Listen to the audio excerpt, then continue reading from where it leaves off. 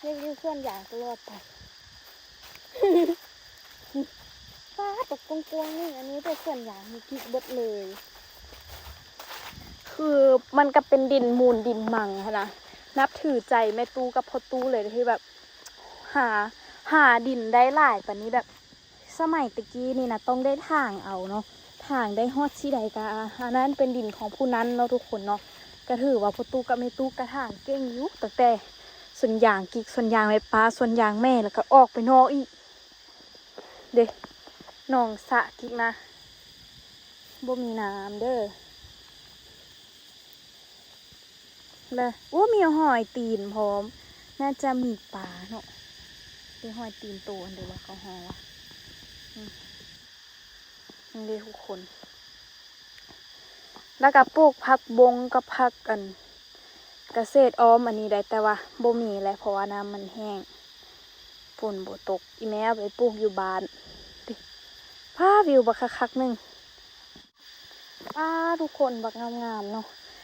ส่วนอย่างกูกิ๊กฮอตพุ่นก็ส่วนอย่างตัวปลูกไม้นี่นะไล่บ่บักเคยไล่เลยบ่ฮู้กิ๊กกับพอดีไปเหียนต่อทุกคนพ่อสุดยอดเลยพ่อกับแม่ได้คิดอย่างสองคน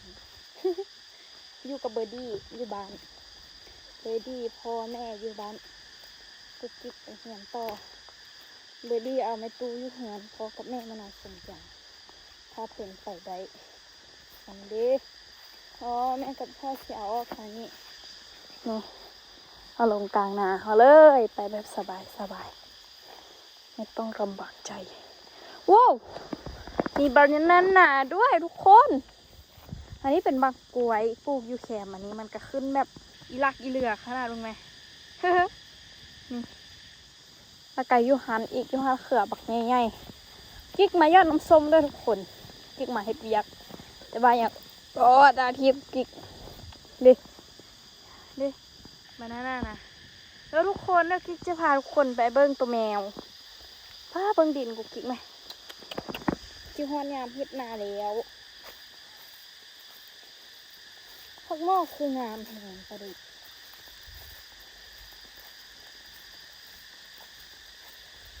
นี่ใส่จีนายามนี้ว่ายามพุจีนาไป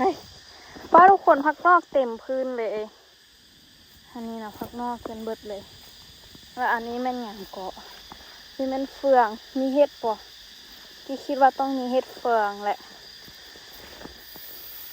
เพราะว่าฝนมันตกเฟืองอยู่ใส่วะถ้าทุกคนคือบ่เห็นเห็ดเฟืองวะมันต้องมีนะเนาะบ่มีทุกคนอยากเก็บเห็ดเฟืองนะ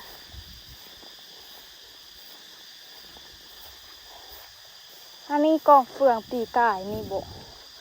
ป้าหนาพอลุงเพิ่นอันไถแล้วก็แต่ว่าหนากุกิกอย่างเด้อส่วนผักนอกนี้ป้าหลายสุดเลยทุกคนป้ากุกิกย่างมาบักไกลๆเอ่ยแม่อยู่ผู้หนักกิกย่างมาพี่โคตรมั่นเลย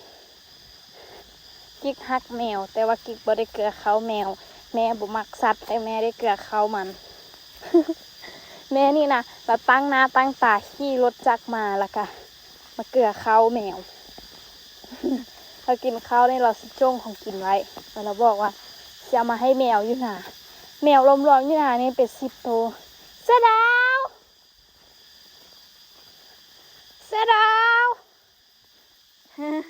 จริงห้องวันละมันกระเล็ดลงมาเลยมันจะอยู่กับตูบนี่เสือดาวเอ้ยแมวเด้พอละอันนี้มันดินปลาจันเพิ่นปลูกต้นยางกันเสือดาวเด้มาเสือยางกิ๊กซี่ยอดตำกดทาแหน่เสือดาวโดยว้าวเฮ้ยเอามาซิวมเอาโดยออกมาหน้ามาจับอันนี้เก็บก่อนออกมาโอ้ยดิตัวเสื้อดานะคือตัวเสื้อบทุกคนมาเบิ้งลูกมันจักโตลูกไปใส่เบิดละลูกตัวตัวนี้สิคือแม่มันเลยนะ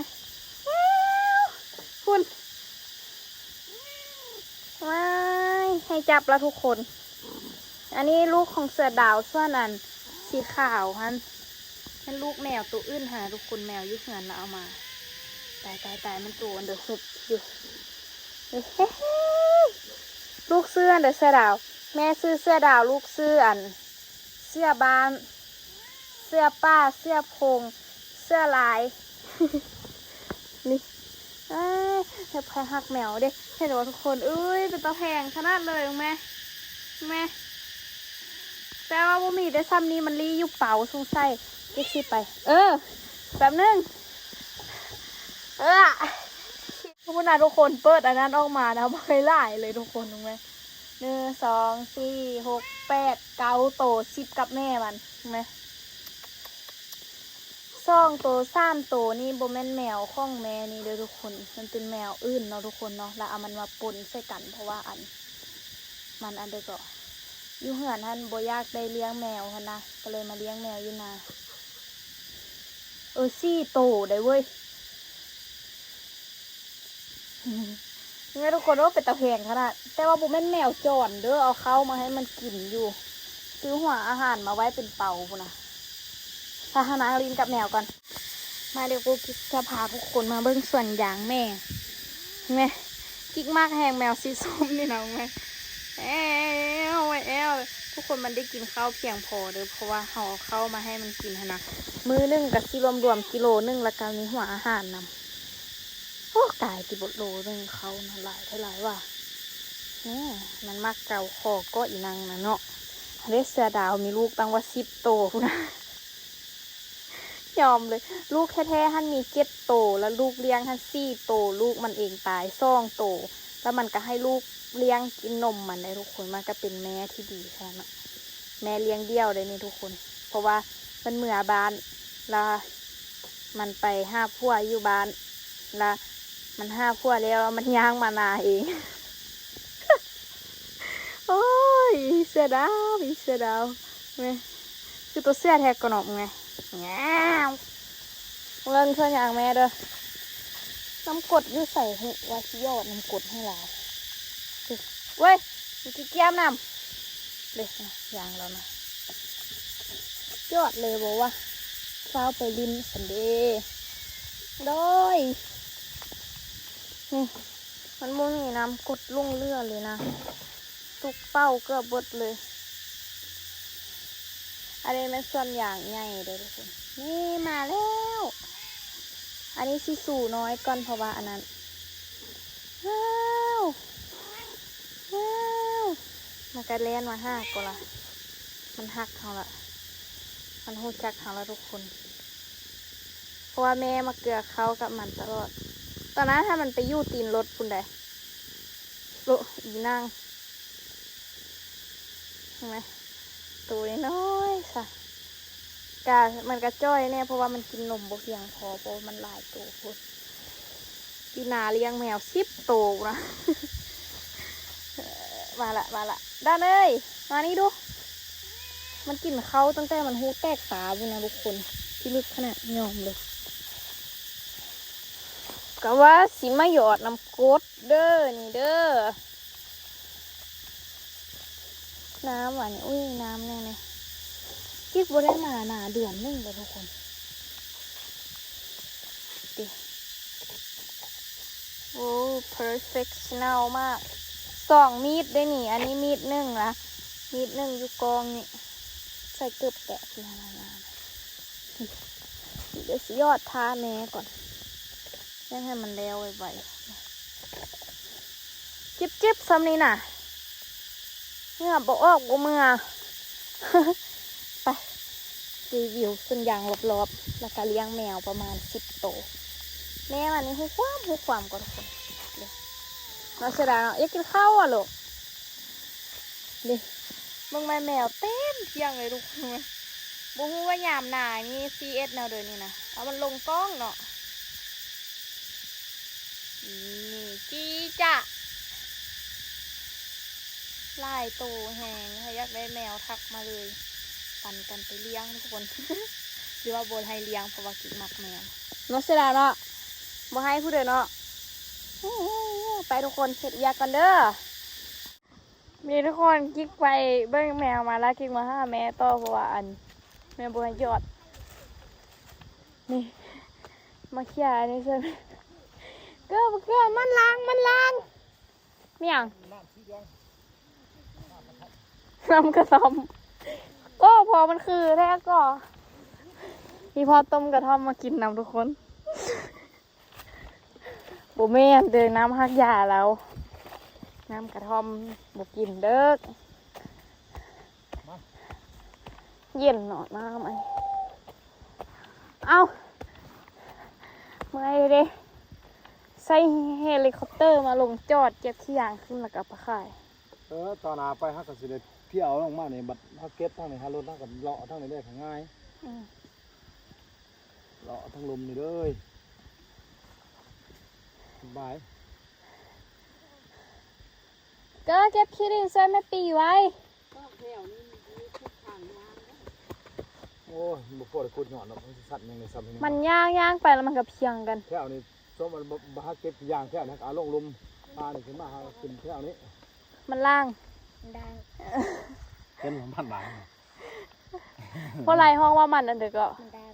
โบแมนตี้เพราะไรบ้านอันเด็ก มันดังอายว่ามันดัง มันล่าง ไปกวาดใส่กันไม่เอ้ยสิไปดิน แม่ มาเก็บดินอยู่นอกซอยกัน แม่เกอร์เมื่อละ ก็เพิ่งเจอ แม่เกอร์เมื่อละเอาเกอร์ชิมาลำเพอนี่ ไอ้นี่ บอกแล้วมาทุกคนเฮ็ดเวียกก่อนมันล่าง เอ้ยเดี๋ยวเอาที่บ่เอาเครื่องตักเอาหน่อยอันที่อยากให้ดูเครื่องก่อนนี่คือแมงที่อยากไปดูไปเต้เรียกตีนท่านจ้าเ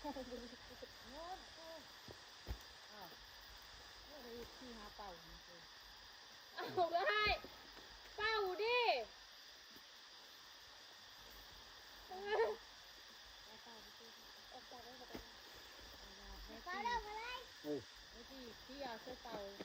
มันล่างนิดแล้วคือเอาเป้าก้นไอ้ผู้บอกเป้ามันยิ่งไข่นี่แบบมันเหมือนอายเด้เชื่อไป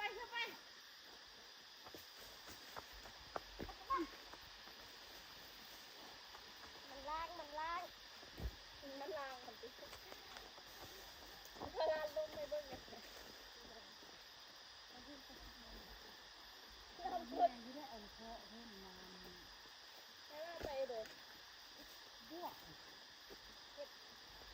ร่างตาแม่บ้านเราคือก็ต่ำให้มันงั้นเลย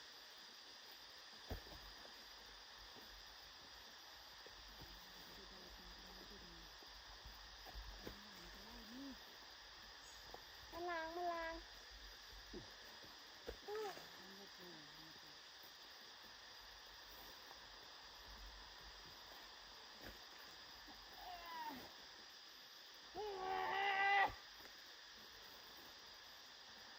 พอแล้วทุกคนไปผู้อยู่นอก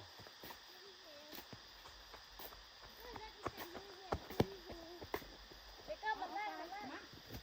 เก็บมันล่างก็มันล่างอ่ะ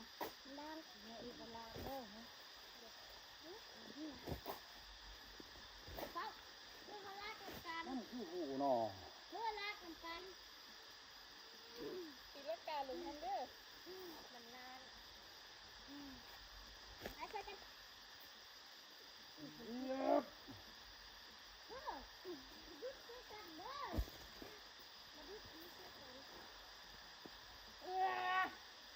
หุ่นลากกับหุ่นลากกับหุ่นมันคือไป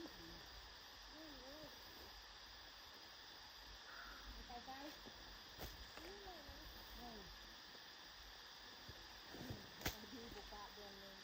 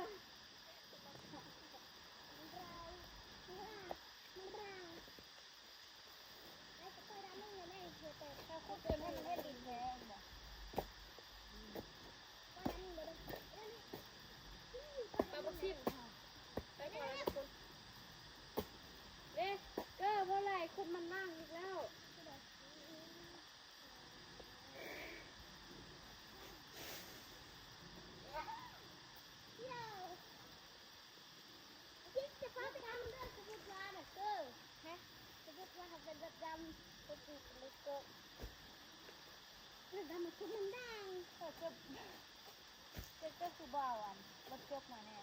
เอาตายบอกขึ้นไปเยี่ยมแม่มันมีแข้งก่อน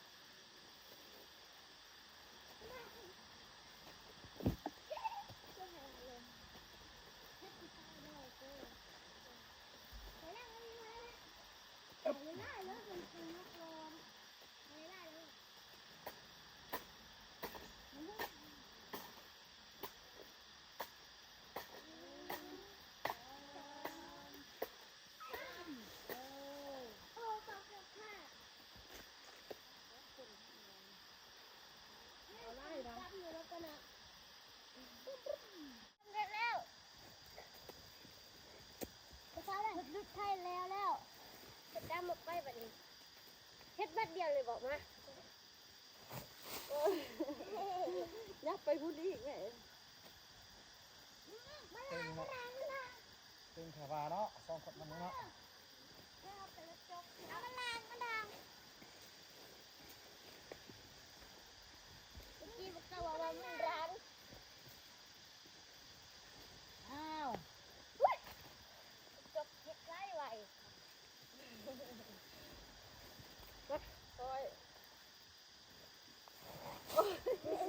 ยับไปอีกแล้วบัดนี้เด้อ บัดนึงเฮ็ดเลยมันกระนับหนึงก็จังหยังก็บัดนี้ผู้หนึงโยนผู้หนึงก็โยนบ่ได้ทำหยัง คือเฮ็ดอันนี้เอา1 2 3มันเนาะ เอาหยังลงไปลุ่มอีกหน่อยหนึง เมื่อยบ่รถดำกันน่ะรถดำให้เมื่อย เนาะ ก็คือนอนลิ้นโทรศัพท์เนาะ มันเล่นเกมโรบอทรถจักรพอแล้วรถจักรพอเอาอีกว่าไปกูเอาเลยล่ะเลยแม่ บ่บนบ่ร้อนลูกน้องผู้น้อยแม่ไล่ไปนั่นล่ะยับไปอีกหน่อยหนึง เมื่อไปแล้วว่าทำบุได้ละ เออ โอ้ไก่ชุดอีกละ ไม่ได้เอารถจักรรถจกกับรถดำมาเห็นไร่เซาเลยเด้อ เอาที่ดินใส่รถจกเอาที่ดินใส่รถจักรจะไปโรงงานนี่ก็ไปเขา ทุกกีตาร์ไปสิเดียวว่าคือเห็นมันน้ำทุกคืนเลยแล้วก็กีตาร์มันไปสิเดียวก็เห็นมัน เตะจกซับตีนกูซ้ น้ำมันทุกตื่นมา ำแม่มึงเอ้ย แล้วก็ บ่อยากเว้านั่นกิ๊กอ่ะโคมจกให้บัดนี้น่ะ นี่ทุกคนแล้วเรียบร้อยเหลืออีกปรับแต่งหน่อยหนึงแล้วกันจบแล้วก็กระซิบพยอดน้ำกดน้ำแม่แล้วทุกคนไปนี่นะเมื่อยไปพี่ว่าทุกคนพยอดน้ำกดกันเลยทุกคนลงหัวแป้งให้ก่อนที่ไปแล้ววะนี่ แกเสื้อแกจงแกเกิบไกลละโอ้โหมันจันน่ะ ไปพยอดน้ำกดต่อทุกคนนี่ทุกคนยอดน้ำกดกันแล้วเฮ็ดทางกันแล้วบัดนี้ก็สิพากันเมื่อแล้วทุกคนเมื่อยแฮะฮอนพี่ลึกแต่ว่าอยู่ในสัญญาณเย็นเนาะเย็นทางงานกะแล้วเลยละมันเบื่อบริเวณมันเป็นต่อละ บ่ได้เฮ็ดได้ต่ออยู่แต่ว่าพอมันทำขุดแล้วเนาะ เบิ่งนับดูนะคิดแฟน แต่ว่าเฮาเฮ็ดแล้วเวลาทุกคนเดี๋ยวคลิปนี้กิ๊กไปก่อนเด้อทุกคนเด้อเจอกันในคลิปวิดีโอหน้าเนาะคลิปนี้ไปก่อนป้าเบิ่งต้นอะโวคาโด1,000 ปีไหมบ๊ายบาย